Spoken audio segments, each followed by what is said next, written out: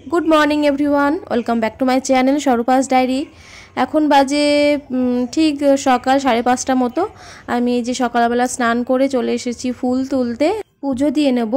আর আজকে এত সকাল সকাল ওঠার একটা কারণ আছে, আজকে একটা জায়গায় আমরা যাব। তো কোথায় যাচ্ছি সেটা পরে বলবো। আর সকাল সকাল উঠে গাছে এত ফুল দেখতে না ভীষণ ভালো লাগে, আর আমার ফুল তুলতেও কিন্তু প্রচণ্ড ভালো লাগে।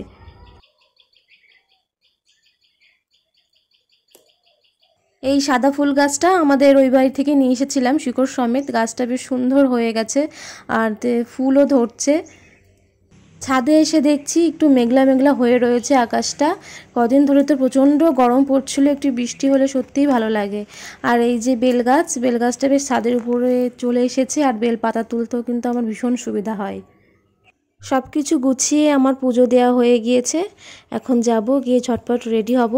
আর আজকে না গাছে প্রচুর ফুল ফুটেছিল, এই যে আমাদের গোপালকে সাজিয়েছি ফুল দিয়ে।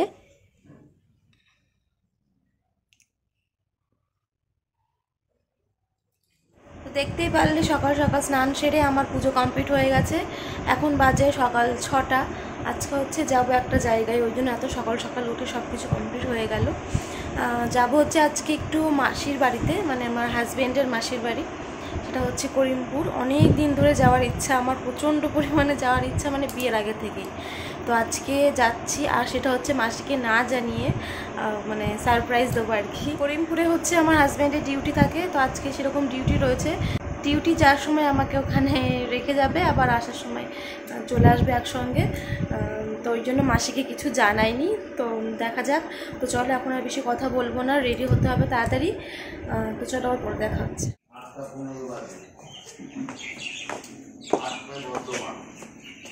রেডি হয়ে গেছি, এখন এই যে বেরোচ্ছি। আর এই যে সেই আগের শাড়িটাই পরেছি, প্রি ওয়েডিং এর শাড়ি। না না না, কারণ হচ্ছে শাড়ি তো প্রচুর হয়েছে, পুজোতেও প্রচুর পেয়েছি, প্লাস বিয়েতেও আছে, কিন্তু ব্লাউজ হচ্ছে না কোনো এই মুহূর্তে পুজোর সামনে বানানো, ওই জন্য এই শাড়িটা পরলাম। তো চলো, এখন অনেক দেরি হয়ে গেছে, 7টা বাজে, গিয়ে তারপরে যেতে দেখা হচ্ছে। হ্যাঁ ঠিক আছে।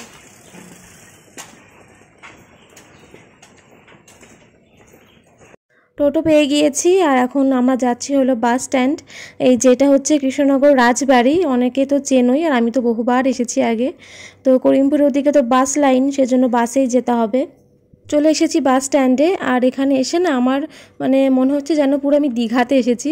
মানে দীঘাতে গেলে বা কোথাও বাসে করে যখন ঘুরতে যাই, তখন এরকম বাস স্ট্যান্ডে প্রচুর বাস থাকে, আমার খালি মনে হচ্ছে যেন দীঘাতে এসেছি।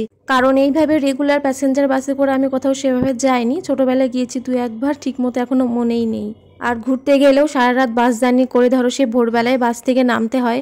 তো আজকেও সেরকম ভোরবেলা সকাল সকালই এসেছি বাস স্ট্যান্ডে, আমার যেন পুরো মনে হচ্ছে আমি দীঘাতে এসে নামলাম।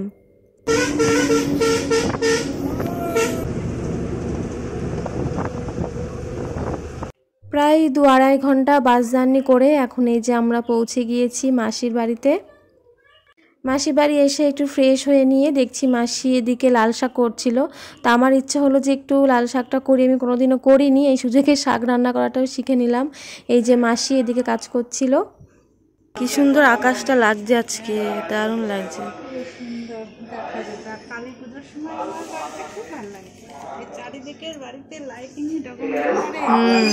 তারপর তো খাওয়া দাওয়া করে অনেকক্ষণ রেস্ট নিয়েছিলাম। এখন মাসি বললো চলো ছাদ থেকে একটু ঘুরে আসি, তাই ছাদে একটু ঘুরছিলাম। তারপর তো সেইভাবে আর সারাদিন ভিডিও করা হয়নি, ও বেরিয়ে গিয়েছিল কাজে। তো চলে এসেছে দুপুরবেলাকার খাওয়া দাওয়া করে, এখন এই যে আবার রেডি হয়ে নিয়েছি। কারণ এখন হচ্ছে যাব দিদার বাড়িতে, মানে ওর মামার বাড়ি আর মাসির বাড়ি কাছাকাছি একই জায়গায়, সেখানে আবার যাব। আর ভেবেছিলাম মাসিকে একটু সারপ্রাইজ দেবো, বাট সেটার হলো না। আমার শ্বশুরমশাই সকালবেলাতে ফোন করে জানিয়ে দিয়েছিল যে আমি যাচ্ছি, প্রথমবার যাচ্ছি, সেই জন্য যে এখন আবার টোটো করে যাচ্ছে হলো মামার বাড়িতে।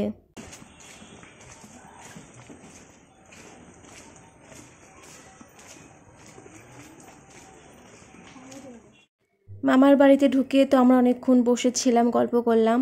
তো দিদা নেই বাড়িতে, গিয়েছে হচ্ছে বাজারে, এবার এখনও আসেনি, দিদার কাছে ফোনও নেই, ওই জন্য দিদার জন্য ওয়েট করছিলাম। এদিকে আমরা আজকেই চলে যাব, 6:30টায় আছে বাস, ওই জন্য আর কি ওয়েট করছিলাম যে দিদা কখন আসবে। এখন এই যে বাইরেটা একটু ঘুরছিলাম আর ওয়েট করছিলাম দিদার জন্য।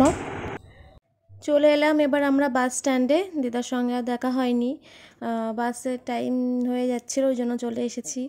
এবার তো আমাদের প্রায় বাস ছাড়ার টাইম হয়ে গিয়েছে, উঠে পড়বো বাসে।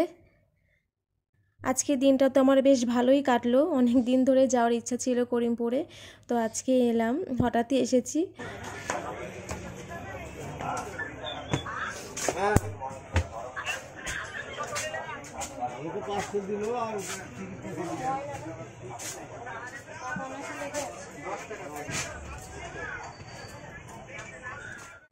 আবারও প্রায় 2-2.5 ঘন্টা জার্নি করে এই যে আমরা ঢুকে গিয়েছি কৃষ্ণনগর। একটা টোটো নিয়ে নিয়েছি। আসলে রাতে আসতে একটু টাইমই লাগে, একটু যেহেতু স্লো চলে দিনের বেলা থেকে, তো চলে এসেছি। এবার যাব বাড়িতে। Good morning everyone. কালকে তো রাতে এসে আর ভিডিও শেষ করা হয়নি, তো আজকে সকালে এখন এই যে আমি রান্না বসিয়েছি। আসলে আজকে রান্নার কাকিমা আসেনি, তো সেই কারণে আমি আজকে রান্না বান্না করছি। এখন রান্না হচ্ছে ভিটে মাছ আর একটা চাটনি করবো। আর সকালে খাওয়াতে আমার হয়ে গেছে, ডাল ভাজা সিদ্ধ সব খাওয়া হয়ে গেছে। এখন সবাই চলে গেছে, এখন বাজে তোমার 10:30। তো আমি এখন রান্না করছি, তো চলো দেখতে থাকো। 2-3 দিন মতন রান্না করেছি, রান্নার কাকিমা যদি না আসে। তো চলো দেখো আজকে কেমন হয় দেখা যায়। ভিটে মাছটা আমি আগে বাড়িতে বানাইনি, আজকে প্রথম বানাচ্ছি, ভালোই হবে আশা করছি। তো চলো দেখতে থাকো। এই যে এখন হচ্ছে মশলা কষানো হচ্ছে, আর এদিকে এই যে মাছ ভেজে রেখেছি, আলু। আমরা তো 3 জনা মানুষ, এই রান্না বান্না করিনি। আর করবো হচ্ছে চাটনি আমের ফলসি দিয়ে।